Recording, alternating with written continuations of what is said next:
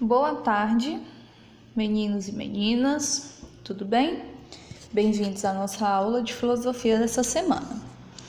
Antes de nós passarmos para o conteúdo novo, o direito à saúde, que se encontra na página 43, eu quero tecer alguns comentários sobre a atividade que foi enviada na aula passada, que são as questões para reflexão da página 42.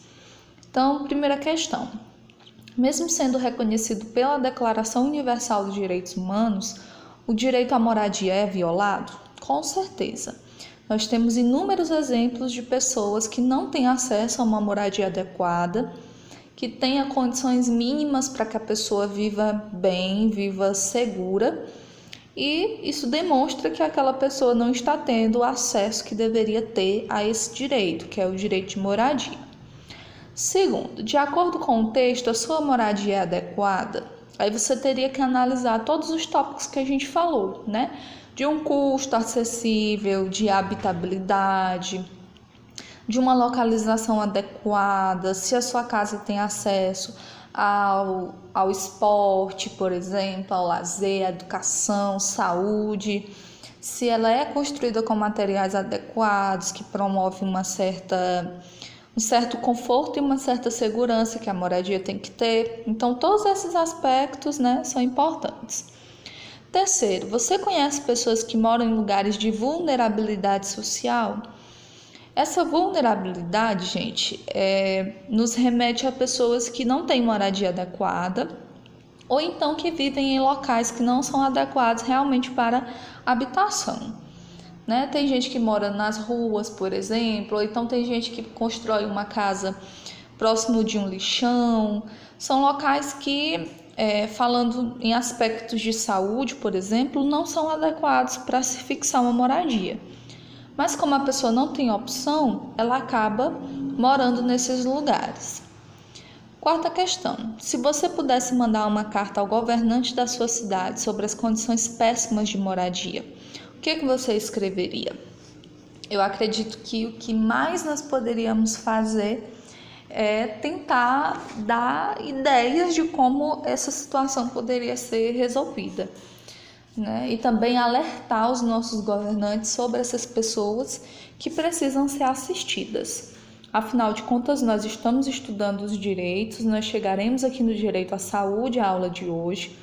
E todos esses direitos, apesar de estarem garantidos em lei para cada um de nós, eles só podem realmente se tornar efetivados quando nós temos alguém para cumpri-los. Então, quando a gente tem o poder público que cumpre, enfim, uma série de fatores para que eles realmente possam existir, para que eles não estejam somente no papel, mas que eles façam parte da vida de todas as pessoas. Então, gente, chegamos no nosso conteúdo de hoje. Peguem os livros, por favor, abram na página 43, porque hoje nós vamos falar sobre o direito à saúde.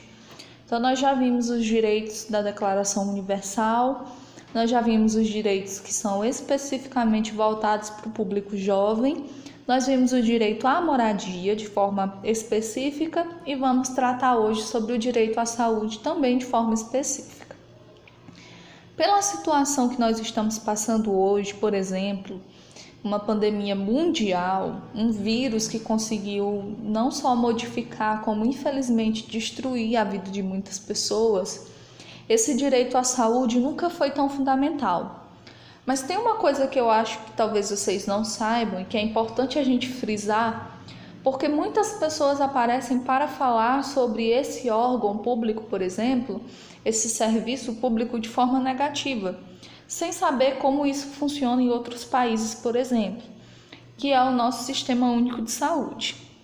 Não sei se eu já falei isso para vocês anteriormente, mas caso eu já tenha falado, eu vou reforçar, e caso eu não tenha falado, vocês saberão a partir de agora. Nem todos os países possuem um Sistema Único de Saúde. Porque o que é o SUS? O SUS é uma grande plataforma de acesso à saúde nacional, é no nosso país, funciona no nosso território. E graças ao SUS, todas as pessoas têm acesso à saúde. Então, tal que a sigla, ela está por trás da nomenclatura do Sistema único de saúde, ou seja, todo o território regido por um único sistema de saúde. Nós temos os pontos negativos? Com certeza temos os pontos negativos, mas nós também temos os pontos positivos. Infelizmente, muitas vidas são perdidas todos os dias, não só por conta da pandemia, mas por tantos outros problemas, né, que as pessoas são assoladas no mundo todo. Mas nós também temos muitas vidas que são salvas graças a esse Sistema Único de Saúde. Então, hoje nós iremos ver o Sistema Único de Saúde, no caso, nós vamos ver o direito à saúde de forma específica, porque assim como o direito à moradia, eles dois estão intimamente ligados à obtenção da dignidade da pessoa humana. E como eu já disse lá no princípio para vocês, é o direito basilar que está presente na nossa Constituição. Então, todos os direitos que nós temos acesso hoje é para poder garantir a dignidade da pessoa humana. É para que a pessoa consiga viver da melhor forma possível, ok? Então, acompanhem comigo a leitura do nosso texto de apoio. O direito à saúde. Para a preservação da vida e da dignidade humana, é necessário que o direito à saúde seja garantido. Como vimos, a Declaração Universal dos Direitos Humanos reza que toda pessoa tem direito a um padrão de vida capaz de assegurar a si e à sua família saúde e bem-estar. Dentre as medidas de garantia desse direito estão a prevenção e o tratamento de doenças epidêmicas, que atingem grande número de indivíduos, endêmicas, que têm incidência em determinada região, e outras, além do esforço de erradicação dessas doenças.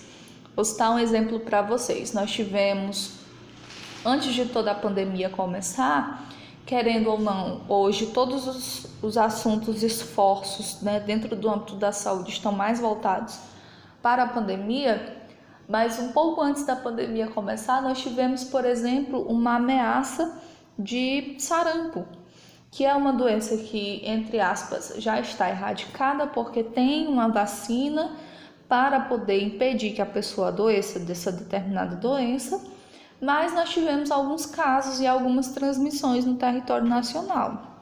Para vocês verem como é importante o trabalho não só de cuidar das pessoas que já estão doentes, que já foram acometidas por alguma doença, como também cuidar das pessoas que estão saudáveis para que elas não adoeçam. Porque tudo é uma cadeia. Se a pessoa que está saudável adoecer, ela vai sobrecarregar o sistema de saúde, que é infelizmente e é exatamente o que está acontecendo nos dias de hoje. Nós temos muitas pessoas que estão adoecendo todas ao mesmo tempo. Os números de casos de contaminados, infelizmente, sobe com o passar do tempo e todas essas pessoas doentes precisarão de assistência médica. Seja uma consulta, seja uma medicação e, nos casos mais graves, uma internação. Então, tudo isso é levado em consideração quando se faz um plano de contenção, quando se coloca um agente comunitário de saúde, por exemplo, em um bairro para fazer visitas, quando se abre um novo posto de saúde para poder atender às demandas daquele bairro, né, daquele setor. Tudo isso é muito importante dentro desse âmbito que nós estamos analisando.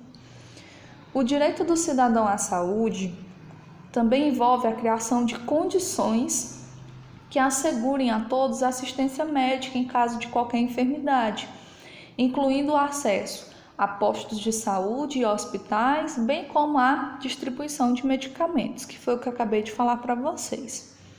Os serviços de saúde têm o dever de atender a todos sem discriminação, seja de ordem racial, de idade ou de gênero.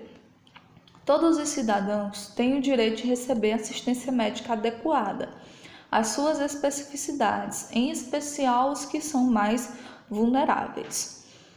Ademais, nenhum paciente deve ser vítima de constrangimento, nem o Estado deve promover ações, leis ou políticas que limitem a liberdade pessoal de cada um. Ou seja, se eu tenho no hospital uma demanda, por exemplo, uma criança, né, chega chorando e tudo, e a mãe desesperada com a criança, essa mãe tem que ser atendida, essa criança tem que ser atendida da mesma forma que eu chego com um acidente, por exemplo, de trânsito.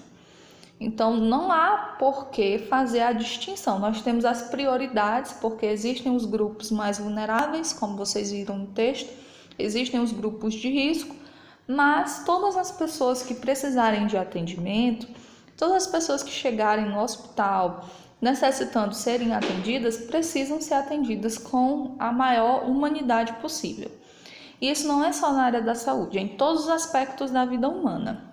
Se uma pessoa precisa da ajuda de outra, seja no âmbito, por exemplo, da educação, no âmbito público, na saúde, em qualquer lugar, ela tem o direito de ser bem recebida, de ser atendida, de ter a sua demanda atendida e de ter ali o seu problema resolvido, de ter a sua situação resolvida. O Ministério da Saúde é o órgão do Poder Executivo Federal responsável pela organização e elaboração de planos e políticas públicas voltados para a promoção, prevenção e assistência à saúde dos brasileiros. Gente, nós temos no Brasil uma federação, não é isso? Nós vivemos em um país, em uma federação. Então, como que nós funcionamos? Nós temos os municípios, que são as menores partes, não é isso, da federação. Dentro dos municípios, envolvendo os municípios, nós temos os estados, e dentro dos estados nós temos o poder federal, não é isso? Que centraliza tudo. Então, do Ministério da Saúde, que é o órgão do poder federal, nós temos as secretarias de estado, que estão distribuídas, obviamente, em cada estado da federação, e essas secretarias de estado vão direcionar as diretrizes para o município. Então, é uma grande cadeia de ações que começa lá no federal, no âmbito federal, com o Ministério da Saúde, passa para os estados, né, do país, no caso do Brasil, e chega nos municípios, certo? Então, é uma grande cadeia de comunicação que precisa de uma organização, né, e precisa de um trabalho conjunto para que todos esses níveis do interior, né, que é atendido pela cidade, pelo município, que busca refúgio no estado, que o estado busca refúgio na federação. Então, nós vivemos nessa estratificação. É função do Ministério dispor de condições para a proteção e recuperação da saúde da população, reduzindo as enfermidades, controlando as doenças endêmicas e parasitárias e melhorando a vigilância à saúde, dando assim mais qualidade de vida à população. Então, é função do Ministério da Saúde, que é o órgão federal, trazer as diretrizes para o estado e do estado trazer as diretrizes para o município, certo? Por exemplo, o governo federal deu suporte para que os estados pudessem combater, né, por exemplo, o coronavírus, e aí os estados conseguem abrir hospitais nos municípios, né, hospitais, por exemplo, a gente tem, né, esse exemplo aqui no município. Graças ao apoio do governo estadual, foi trazido, né, um projeto que já estava em andamento, mas que deu uma paralisada, e foi conseguiu-se trazer o hospital regional. Então, nós temos no município um benefício que veio vinculado ao governo estadual e que pode ter sido vinculado ao governo federal. Então, nós temos toda essa estratificação até chegar o benefício para a população, para vocês entenderem a importância de se tratar do Sistema Único de Saúde. Infelizmente, como eu já disse antes, nesse meio tempo tem os desvios de verbas, tem o roubo, infelizmente tem, porque o Brasil é conhecido por ser um país, infelizmente, extremamente corrupto, onde o desvio acontece em todas as áreas, que dirá na saúde. Mas nós também temos os pontos positivos que merecem ser exaltados, certo? Então, gente, finalizando esse texto de apoio, vocês têm as questões de ética, que estão na página 43 e 44. São apenas 3 questões, tá bom? Primeira, segunda e terceira questão, que vocês responderão a partir de agora. Dúvidas? Só nos mandar uma mensagem que nós estamos à disposição para vocês. Tudo bem, gente? Até a nossa próxima aula.